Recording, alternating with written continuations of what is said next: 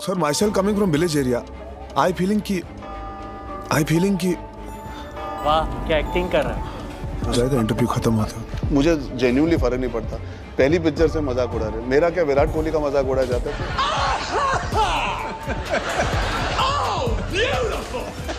नमस्कार भावांनो, बॉलिवूडमध्ये असे कित्येकशे ऍक्टर आहेत ते फक्त त्यांच्या आई आणि बाबा स्टार असल्यामुळे आहे आणि त्यांनी पण फक्त नेपोटिझमचा सहारा घेऊनच इथं टिकले आणि त्यांनी पण कित्येक पद्धतीने प्रयत्न केला पण ऑडियन्सने त्यांना नाकारले आणि ते अजून प्रयत्न करतायत। या व्हिडिओमध्ये अशा 10 ऍक्टर बद्दल बोलणार आहे जे नेपोटिझम मुळे आहेत आणि त्यांना ऑडियन्स अजिबात पसंत करत नाही। नहीं इतना छोटा भी नहीं है, बड़ा है। कितना बड़ा है? जूते पड़ेंगे। क्या बात कर रहे हैं? रोड पे आ जाएंगे, सच्ची मुंह दिखाने के लायक नहीं रहेंगे। कमाल है यार, मर जाएंगे। अरे वाह भावानो, याच्यामध्ये नंबर 10 वर नाव येते ते म्हणजे जायद खान। आता ज्यांना जायद खान कोण नाही माहित नाही त्यांना सांगतो, जायद खान हे सुपरस्टार संजय खान यांचे पुत्र आहेत। आता त्यांचा पहिला आलेला मै होना आणि त्यानंतरचा दस या दोन्हीतले रोल त्यांचे जबरदस्त गाजले। काही युथनी तर काही यंगस्टरनी त्यांची कॉपी करायला चालू केलं, त्यामुळे जायद खानला पुढचा सुपरस्टार असं देखील म्हणू लागले। पण त्याची कॉन्ट्रोवर्शियल लाईफ आणि एकदम डाऊनफॉलची ऍक्टिंग या दोन्ही गोष्टीमुळे त्याला पुढचे पिक्चर बंद झाले, मिळायचंच बंद झालं आणि त्यानंतर तो एकदम आउट ऑफ फोकस गेला आणि त्याला ऑडियन्सने ऍक्सेप्ट करणं बंद केलं। मैंने सोचा तुम्हारी माँ तो होगी ना? हाँ है ना, सबकी होती है। सबकी नहीं होती। You are very lucky. भावानो, याच्यामध्ये नंबर 9 वर नाव येते ते म्हणजे तुषार कपूर। आता तुषार कपूर हा जितेंद्रचा मुलगा आहे, त्याचा पहिलाच पिक्चर मुझे कुछ कहना है हा जबरदस्त हिट झाला होता, पण तो त्यातल्या म्युझिकमुळे आणि त्यावेळी बरेचसे बॉलिवूडवाल्यांची पोरं ही एंट्री करत होती, त्याच वेळी तुषार कपूर पण आला। पण त्यानंतर त्यांनी जवळपास 40 पिक्चर केले, ज्याच्यामध्ये शोर ऑफ द सिटी किंवा शूट आउट ॲट लोखंडकवाला हे बऱ्यापैकी पिक्चर होते, पण 40 पिक्चर करून पण त्याला लोकांनी काय ऍक्सेप्ट केलं नाही। त्याची आता ओळख फक्त एकाच पिक्चरमुळे आहे आणि ते म्हणजे रोहित शेट्टीचा गोलमाल फ्रँचाइज। लोक त्याला अशी पण म्हणतायत की यानं पडद्यावर फक्त तोंड उघडू नये, जेवढा हा मुक्का राहील तेवढा हा पिक्चरमध्ये चालेल। यामध्ये नंबर 8 वर नाव येते ते म्हणजे सूरज पंचोली। आता सूरज पंचोलीचं ग्रँड लँच झालं होतं ते म्हणजे हिरो पिक्चरमुळे। आता तो पण चांगला सुपरहिट आणि सुपर हिरो होईल असं वाटलं होतं, कारण का त्याला बॅकअप होता तो म्हणजे सलमान खानचा।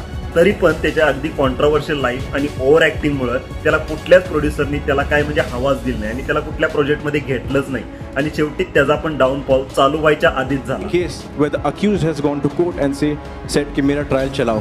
It's bin 7 years. नंबर 7 वर नाव येते ते म्हणजे ईशा देओलचं। आता ईशा देओल ही अशा सुपरस्टार फॅमिलीमधून येते ज्याच्यामध्ये धर्मेंद्र आहे, हेमा मालिनी, सनी देओल, बॉबी देओल यासारख्या फॅमिलीमधून आल्यामुळं तिला पहिल्यांदा पिक्चर तर मिळाले। तिचे 1-2 पिक्चर बऱ्यापैकी नावं घेण्यासारखे, ज्याच्यामध्ये क्या दिल ने कहा असं होतं। तिनं त्यानंतर बऱ्यापैकी आयटम सॉन्ग सुद्धा केले, पण तरी सुद्धा ती लोकांना आवडलीच नाही। तिचं करिअर कधी चालू झालं आणि कधी संपलं हेच लोकांना कळना झाले।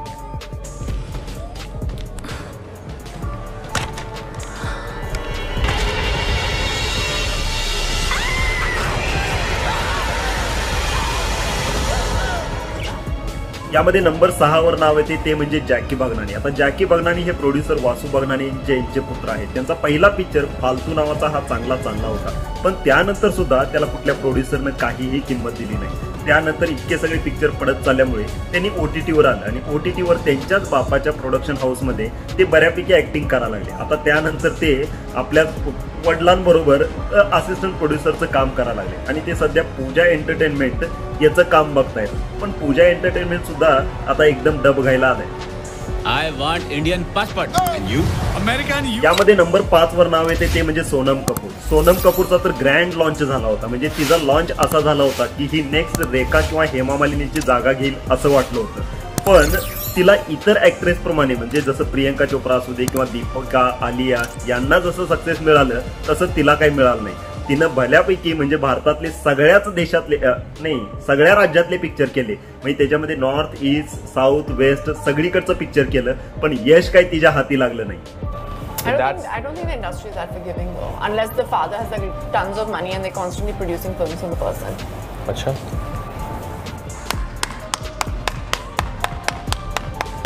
यामध्ये नंबर 4 वर नाव येते ते म्हणजे तनिषा मुखर्जी। आता तनिषा मुखर्जी ही काजोलची बहीण आहे। आता काजोलची बहीण आहे हीच फक्त हिची ओळख आहे। तिचा एकच पिक्चर आला होता जो बऱ्यापैकी चालला होता, तो म्हणजे नील अँड निकी। तो एकच मोठा पिक्चर तिनं केला, पण त्यानंतर ती टेलिव्हिजनवर आली आणि टेलिव्हिजनवर बऱ्यापैकी मालिकांमध्ये ती झळकली, पण त्याच्या व्यतिरिक्त तिला लोकांना म्हणजे कुणी ऍक्सेप्टच केलं नाही ऑडियन्सने.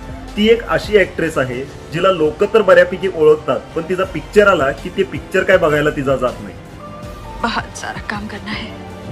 Don't worry, Mom. It's gonna be a big hit. Oh yeah.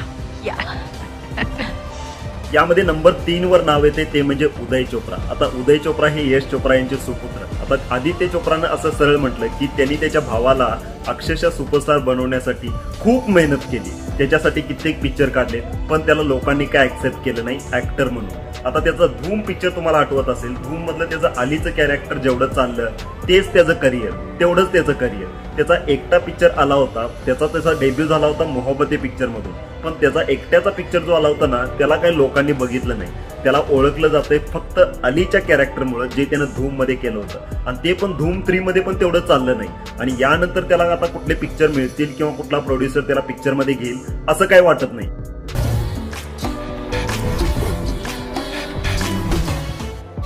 यामध्ये नंबर 2 वर नाव येते ते म्हणजे अर्जुन कपूर. आता अर्जुन कपूर हा कपूर फॅमिलीतून आहे, त्यामुळे त्याला पिक्चर मिळणं तर खूप सोपं आहे.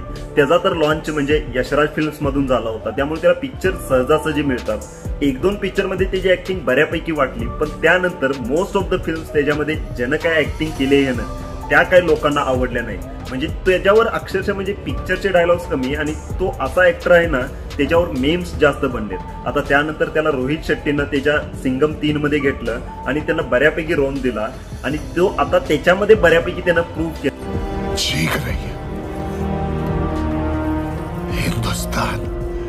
आणि नंबर 1 वर नाव येते ते म्हणजे सोहेल खान. आता सोहेल खानला लोक फक्त यासाठी ओळखतात कारण तो सलमान खानचा भाऊ आहे, एवढ्याचसाठी त्याला ओळखतात. त्याला बऱ्यापैकी पिक्चर मिळाले, सलमान खाननं त्याला बॅकअप दिलं, सलमान खानची पहुंच असल्यामुळे त्याला सगळे पिक्चर तर मिळाले, पण त्याला काही त्याची ऍक्टिंग करता आली नाही. आणि ज्याची ऍक्टिंगच नाही त्याला लोक ऍक्सेप्ट करणार कसं? त्यामुळे ह्या एका गोष्टीनं प्रूव्ह झालं की तुम्ही फक्त स्टारचा मुलगा, भाऊ, बहीण आहात म्हणून तुम्हाला लोक ऍक्सेप्ट करत नाही, तुमच्यामध्ये थोडं काहीतरी असायला पाहिजे.